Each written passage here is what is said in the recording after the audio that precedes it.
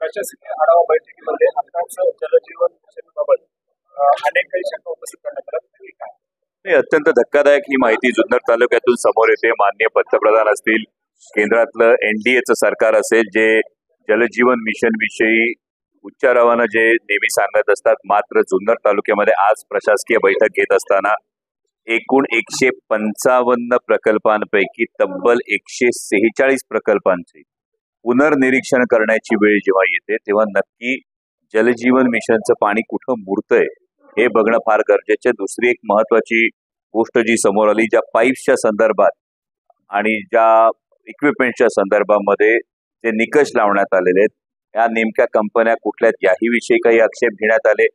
हे किती निकष आहे, किती SOPs हे पाळले जातात. म्हणजे ज्या सरकारनं ब्रॉडबँड कनेक्टिव्हिटीमध्ये इतका मोठा खर्च केला होता, त्या ब्रॉडबँडच्या अनेक केबल्स या तोडण्यात आलेल्या, PWDच्या अनेक रस्त्यांची यामध्ये हे करण्यात आलेली आहे, नुकसान करण्यात आलेली आहे. आणि या सगळ्या पार्श्वभूमीवर जलजीवन मिशन मध्ये नेमकं कुठं पाणी मुरतं हे बघणं खूप गरजेचं आहे. कारण 155 प्रकल्पांपैकी ज्याचे टेंडर निघतात, त्याचे टेंडर अवॉर्ड होतात, त्याची कामं होतात आणि त्यानंतर रिएस्टिमेट करण्याची जर वेळ येते तर नक्की शंकेला इथे जागा आहे.